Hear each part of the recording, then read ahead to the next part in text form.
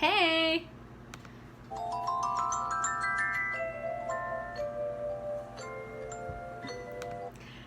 So, I was asked to do a reaction video to the Mr. Rogers episode where Arthur makes an appearance. I talked about how the episode where Mr. Rogers makes an appearance in Arthur's world, and in this episode, Arthur makes an appearance in Mr. Rogers' world, which is really, really cool, and I learned a lot from this episode.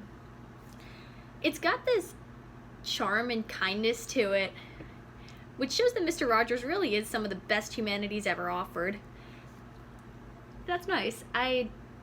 You do get to see Arthur in puppet form interacting with Mr. Rogers' characters, which is really, really cool to see. By the way, these puppets don't scare me. They're very charming and very nice. But you also get to see the person who did the voice of Arthur at the time come out with the puppet.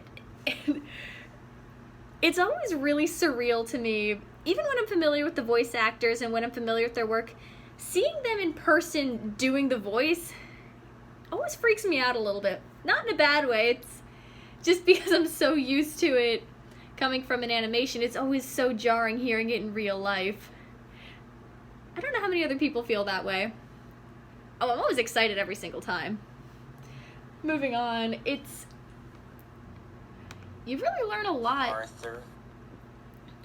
I'm skipping through it, I have it in front of me. So Mr. Rogers even pays a visit to the author, Mark Brown, and you get to see a little bit of his process, which is really, really interesting.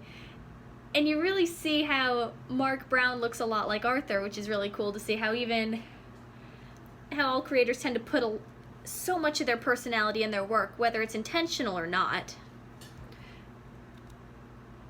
You get to see all these different drawings, you get to see really a lot of the behind the scenes, but in the way that it's still a coherent story. At least it's fitting for the Mr. Rogers format. I wonder if the Arthur stories in their DVD sets have this episode. I'd be really, really curious because it feels like it could be a behind-the-scenes featurette. It's really, really captivating the way Mr. Rogers talks to everybody. What I like about him that I don't get very often, but when I do, I appreciate it. But the kind of person he is kindness through and through, but there's something very, very relaxed about him. He's a very stable person, Mr. Rogers. He seems like he's genuinely calm, genuinely a nice person, and very comfortable with who he is as a person. Because I've met other people who were extremely nice, but there was something a little dark underneath. There was something a little forceful, trying too hard. But I don't get that here, and I like that. It doesn't feel...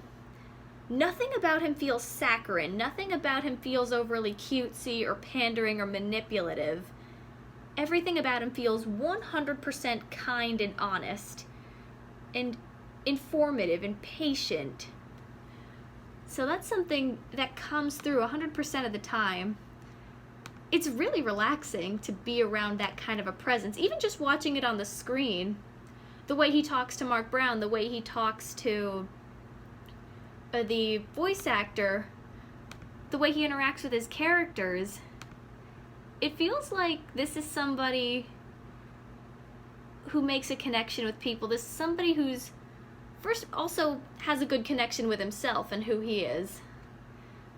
It has a really good understanding of the world around him.